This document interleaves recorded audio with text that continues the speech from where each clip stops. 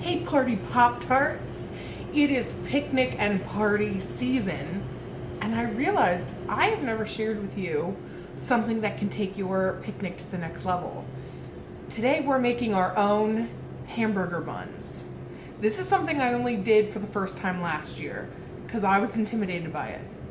See, it happens. We all get intimidated by bread, but we don't do that anymore on this channel because I'm going to help you through it.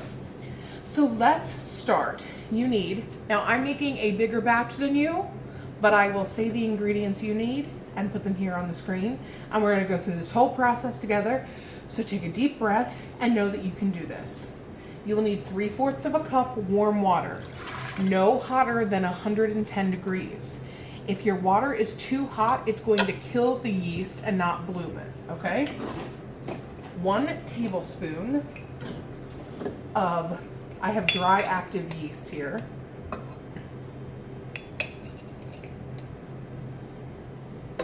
Okay. And then we need 1 tablespoon of white granulated sugar. That is like the food for the yeast to help it bloom. I just like to mix that to get those things incorporated. And now we're gonna let this sit for 5 to 7 minutes until it looks foamy and frothy and that yeast has bloomed, but I'll show you what that looks like. Here's what we look like after 5 minutes. Frothy, foamy, perfect. Let's move on to the next step. All right, now that everything is ready to roll, let's add the rest of our ingredients. You're gonna add another 2 tablespoons of white granulated sugar. Then you're going to need 1 egg. So what we're making is considered an enriched dough. Enriched dough means it has eggs or milk or butter, sometimes both. Sometimes both, I just listed 3 things. Sometimes all 3. So we're gonna get that mixing. Then you need 1/2 stick of butter. And you want this to be softened. I popped mine in the microwave for just 10 seconds to get it nice and soft, just so it incorporates easier. You don't want it to struggle. So let's get that in. Now this will make 8 hamburger buns. So if you want more than that, you can do what I'm doing and just up the recipe. Then you need 1.5 teaspoons of salt. Just your regular table salt.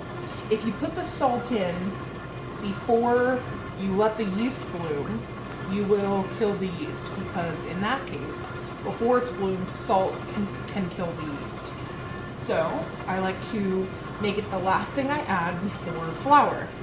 Now you need 3¼ cups all-purpose flour, but start with 3 cups and we're gonna see the texture before we add. If we don't need that last 1/4 of a cup, we're not gonna add it. This dough will be sticky to the touch, but shouldn't like cool, like really stick to your fingers, but it's gonna be tacky.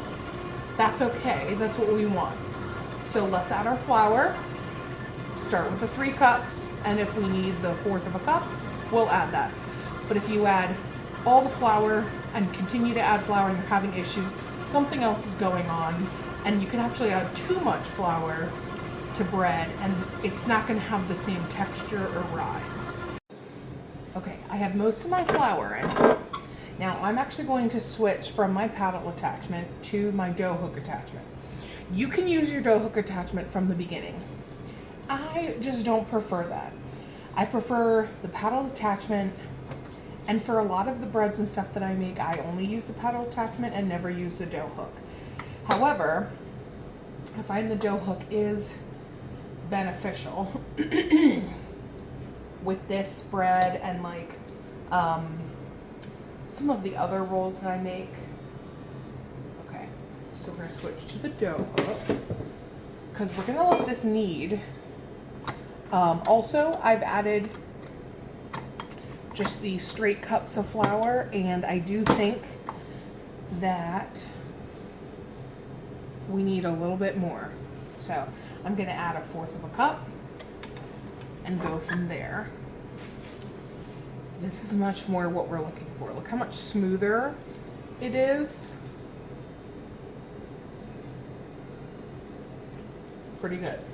Now, we are going to knead this in your mixer, or if you choose to do it by hand, you can absolutely do that as well. Knead this for 5 to 7 minutes, and then we're gonna look at it after that, and then of course we will let it rest. But kneading it will help it become more smooth and more elastic. So like I said, we'll check in with it before we let it do its first proof. Smooth, elastic, a little tacky, but not too bad. So what we're looking for. Now, I'm going to cover this with plastic wrap and leave it in a warm place, which for me will be the bakery, the kitchen, for an hour and a half to 2 hours. We want this to double in size. I'm gonna turn on the oven, which will create more heat, which will be great, and bake and do other things, and then check back in with this. So hour and a half to 2 hours, but judge by if it's doubled in size. It's been 2 hours. Our dough has filled the bowl. Look how nice. So we're gonna turn this out onto a very lightly floured surface.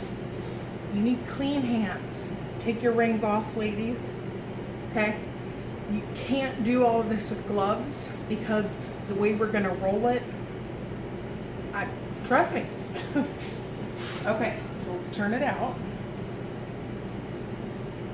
It should be soft. Yes, and smooth and beautiful. Now, you can use a bench scraper or a knife or whatever you want and cut this into 8 equal looking pieces. However, I'm going to weigh them because I like to know. So I have my scale here, a little bit of flour in it. Make sure it says 0. And then I am going to just pull off pieces. So this was 125. And I like to measure them out before I start shaping them.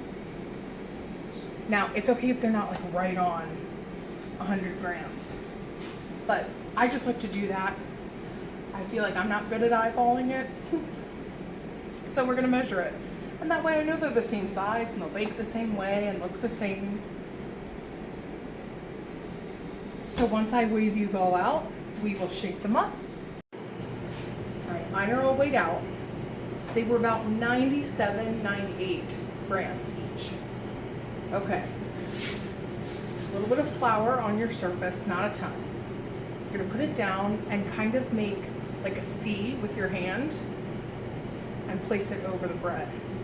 Now what you're gonna do is then kind of turn it over so it creates like a little cage. And you are just going to kind of roll this back and forth. You can use both hands too, because you want it to get nice and smooth.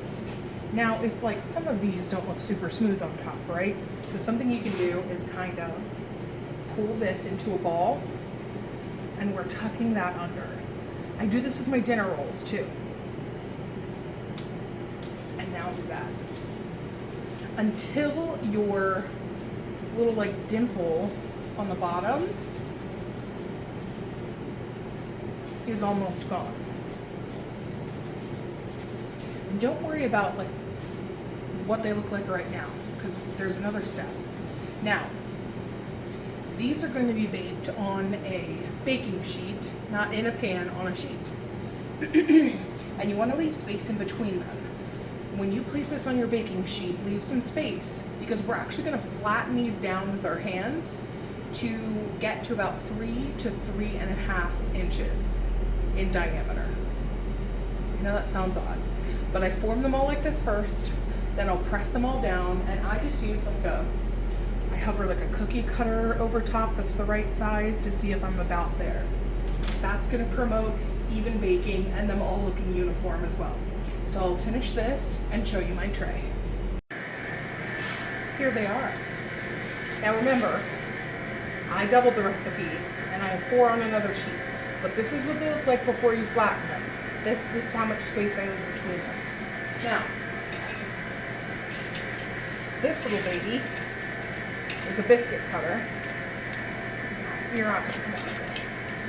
And this is 3 1/4 inches. So I'm gonna hover that over top after I flatten them, but if you put it down over one, you see we're not pushing it out much. These are already probably 2 1/2 inches. Wash your hands so that you get any flour or anything off. And I like to use the palm of my hand and I kind of rock it back and forth. You're gonna see it spring up a little, that's okay.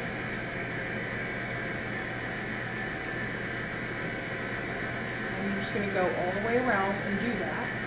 And then I will check with measurements. Now, once you've done this, they need to proof again.